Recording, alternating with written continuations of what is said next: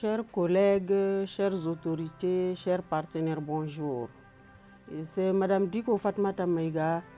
Je suis la représentante des pays francophones d'Afrique au conseil d'administration de la Confédération internationale des sages-femmes pour les pays francophones d'Afrique.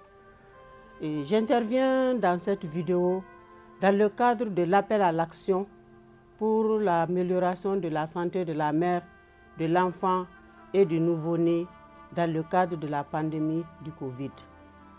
Mon intervention va s'articuler autour de 3 questions fondamentales. D'abord, pourquoi avons-nous besoin de plus de sages-femmes pour faire face à cette pandémie de Covid et aussi que ces sages-femmes-là soient bien formées. Je commencerai par dire en introduction d'abord, avant même la Covid, que la pénurie en termes de ressources humaines, de personnel de santé, n'est pas un phénomène nouveau dans les pays en voie de développement et surtout dans les pays francophones d'Afrique. Et cela a été aussi accentué par l'accroissement démographique qui a rendu inaccessible sur le plan géographique les services de santé de base, y compris les services de santé de la reproduction. Dans ces pays aussi, pendant que l'OMS préconise 23 personnels de santé pour 10 000 habitants, au Mali par exemple, nous sommes à 6,2. Et je sais que dans la plupart des pays francophones aussi, c'est presque la même chose.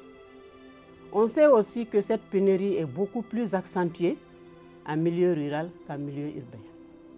L'OMS accorde une priorité à l'amélioration de la santé de la mère, de l'enfant et du nouveau-né. Et de ce fait, l'une des stratégies majeures qu'elle a adoptées, c'est vraiment le développement des ressources humaines en termes de formation, de production, de recrutement et surtout de disponibilité de façon équitable, que ce soit en zone rurale ou en milieu urbain. Et donc, avec la pandémie du Covid, on doit vraiment s'attendre à une augmentation de la mortalité maternelle, néonatale et infantile si on sait les mesures de restriction, les déplacements, ce qui va rendre inaccessibles les services de santé, surtout les services de santé de la reproduction, et aussi ça va rendre difficile pour les sages-femmes de prodiguer des soins de qualité dans ces conditions. Et je voulais dire aussi, quand la Covid est survenue, c'était dans un tableau de peur. Un tableau de peur pour le personnel, un tableau de peur aussi pour la population.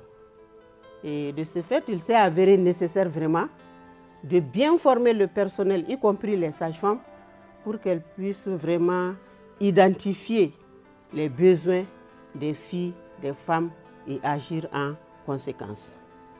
Et on sait aussi qu'avec la pandémie, tous les financements ont été réorientés, sans tenir compte spécifiquement du rôle que les sages-femmes peuvent jouer et aussi sans tenir compte de la spécificité de la santé de la mère et du nouveau-né. La deuxième question qu'on se pose, c'est quel est l'impact de cette Covid sur la formation des infirmiers et des sages-femmes. Et dans la plupart des pays, que ce soit en Afrique ou ailleurs, quand la pandémie est survenue, on a arrêté la formation dans tous les établissements de formation, on a arrêté les cours. Et on a trouvé comme palliatif l'Internet. Et on sait bien aujourd'hui que l'Internet constitue un défi dans nos contrées. Même là où ça existe, ce n'est pas accessible à tout le monde. Donc ceci a créé du coup une inégalité entre le milieu rural et le milieu urbain, et aussi entre les enfants des pauvres et les enfants des riches, ce qui n'a pas du tout favorisé cette formation en ligne.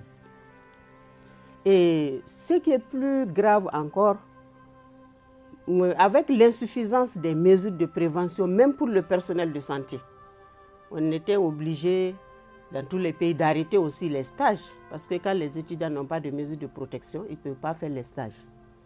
Et on sait aujourd'hui quel est le rôle important que jouent ces stages dans la formation des infirmiers et des sages-femmes, une formation basée sur l'acquisition des compétences. Et cela va sans dire que On peut dire même que la formation est arrêtée parce que sans stage, on ne peut pas former un infirmier, on ne peut pas former une sage-femme. Et aussi, l'expérience que je voulais partager, c'est que quand la pandémie du Covid est venue, dans l'élaboration des plans de prévention et de riposte, on n'a pas beaucoup tenu compte de la spécificité des sages-femmes et de la spécificité de la santé de la mère, de l'enfant et du nouveau-né par la création des structures spécifiques ou des mesures spécifiques vraiment pour assurer la prise en charge d'une femme enceinte ou d'une femme en couche.